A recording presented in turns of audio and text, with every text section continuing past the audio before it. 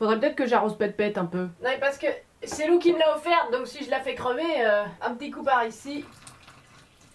Pétunia, ça va? Je suis vraiment trop contente de vous retrouver. Bon, malgré le contexte actuel, il faut dire que mon stage a légèrement été écourté, hein. J'avais commencé depuis une semaine et puis là, hop, épidémie, donc on dit allez salut Jeannot. Donc bon, si vous avez un petit moment pour aller sur mon Utip, regarder des petites pubs ou sur mon Tipeee pour mettre quelques pépettes, c'est maintenant que jamais, hein. En attendant, j'espère que vous prenez bien soin de vous, de vos proches, que si vous n'avez pas allé au travail, vous restez chez vous. Et j'ai tenté le regard agressif, j'espère qu'il aura eu l'effet escompté.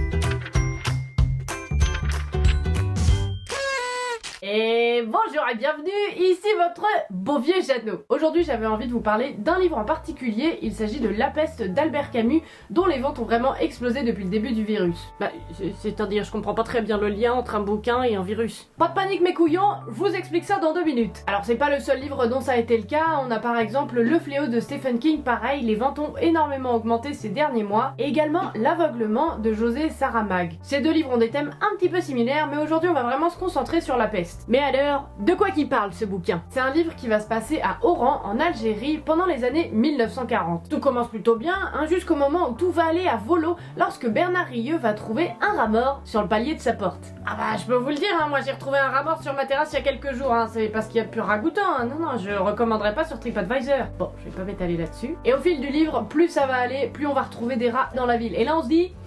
là ça pue, c'est-à-dire qu'on a bien senti qu'il y avait un truc pas très drôle qui était en train de se préparer, et puis là, bim badaboum, épidémie quoi. D'ailleurs, est-ce qu'il faut dire épidémie? Endémie?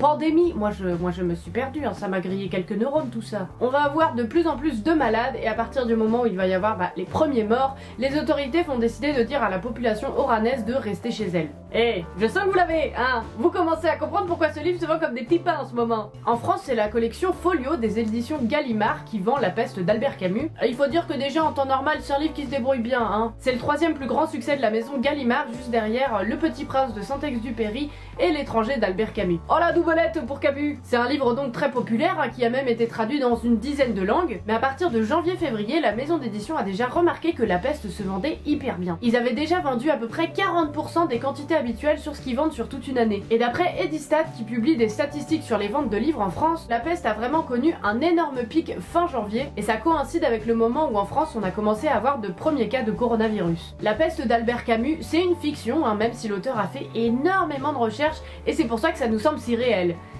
Surtout en ce moment.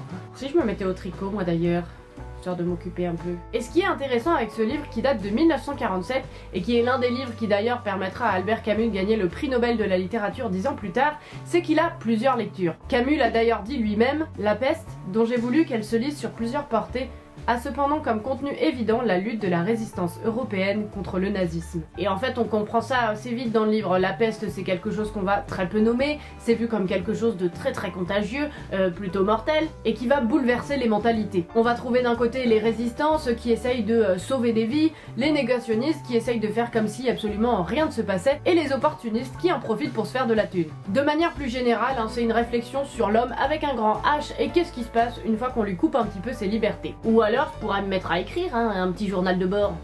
Enfin c'est pas très original, tout le monde le fait, et puis moi...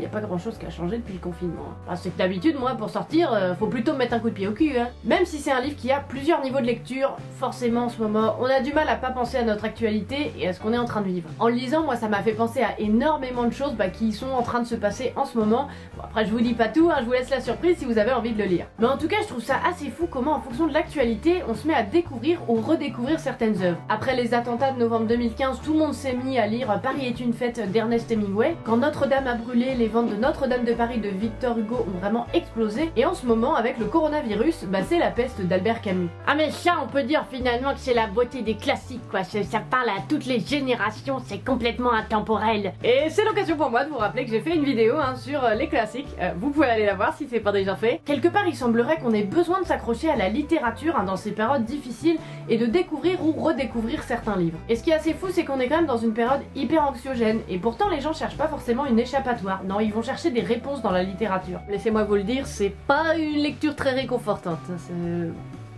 Bon. C'est donc tout ce que j'avais pour vous aujourd'hui, j'espère vraiment que cette vidéo vous aura plu. Si c'est le cas, n'hésitez pas à mettre un petit pouce en l'air et à vous abonner si c'est pas encore le cas. Et sinon dans les commentaires, n'hésitez pas à me donner de vos nouvelles, tout simplement, j'aimerais beaucoup lire ça. Alors il faut dire que c'est une période vraiment très particulière, ça peut vite nous monter tout ça à la tête très rapidement. Alors n'hésitez pas à prendre un peu de temps pour déconnecter un peu des informations, des réseaux sociaux, parfois c'est le mieux qu'on puisse faire. Essayez vraiment de prendre soin de vous au maximum, et si vous cherchez des occupations, vous pouvez aller voir sur mon Instagram, j'ai lancé un marathon de lecture, ça s'appelle le Janoton.